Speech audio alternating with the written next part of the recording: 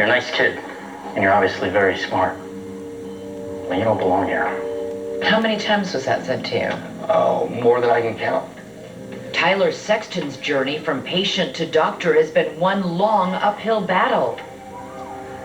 He suffers from spastic diplegia. It's a form of cerebral palsy, a chronic neuromuscular condition that affects balance as well as movement below the waist. How are you? But his condition affects more than his legs.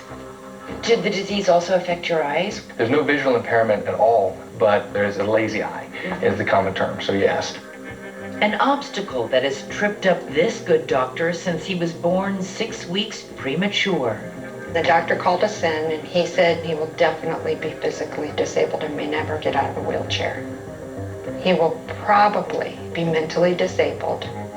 Doctors would tell me that I wouldn't amount to anything, that I could sharpen pencils for a living. I could tell you numerous Doctors told stories. you that? Yes. When Tyler was 3, he got his first walker, but he still had trouble keeping his balance. You broke bones because you fell so much. Correct. As a kid. I've broken almost every bone in my body, major bones, from knees to wrists to ankles, all my fingers. I used to fall about 4 to 6 times a day. But instead of giving up, he kept getting up. Needing help with his own 2 legs, he turned to someone with 4. Right. This is Danny, Tyler's service dog. So you're using his body weight to keep yourself from falling? Correct. The way I walk my body is it goes back and forth. So if I use him as a counterbalance, it keeps me a little more controlled so I can go slow, go up and down stairs, things like that. Tyler says there were years growing up when the teasing was relentless. It got so bad, I would pretend that I was blind, and nobody would mess with the blind guy. Tyler says he could handle the taunts from other kids, but the discouragement from adults is what threw him off balance. I had an interview at this medical school, and he looked at me and said, "You will never be a doctor." And I said, "Why?" He said, "Because they won't come to you." Did you start to rethink your commitment to becoming a doctor? I will tell you that I was broken. Broken but not beaten, he applied to a dozen medical schools in the United States. Despite having straight A's, every single school rejected him. Still, he refused to accept that patients would shun him. He just needed that degree. You did manage to get into a medical school outside the country. I did. I went to the University of St. Eustatius School of Medicine on an island of Statia. A small medical school in the middle of the Caribbean.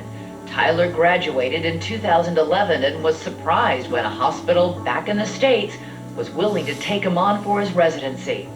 The kind of support Dr. Sean Murphy finds in The Good Doctor. We hire Sean, and we make this hospital better for it. We hire Sean, and we are better people for it. I could give you a list of the doctors that did believe in me, the good doctors. How in the world medical schools passed on him is beyond comprehension. That's a shame because he missed out on a rock star. Now the head of pediatrics at a hospital in Mississippi, Tyler says most of his patients are kids with special needs of their own. They've never objected to a doctor with a service dog. And as for those college advisors who told him people would not want him as their doctor, have you ever had a single patient tell you, "I don't want you treating me"? Never, not once. Matter of fact, they asked for me. Without Dr. Sexton, we don't know where we'd be. We were so grateful to find him. Dr. Sexton is a pediatric god. To make his young patients feel at ease, he wears superhero t-shirts. Do you have one of those t-shirts on every single day? Every day. And I teach kids that there's something special and that they're super. We're all handicapped. Mine, the world can see, but we're all struggling with something. And my disability gives me credibility. Action.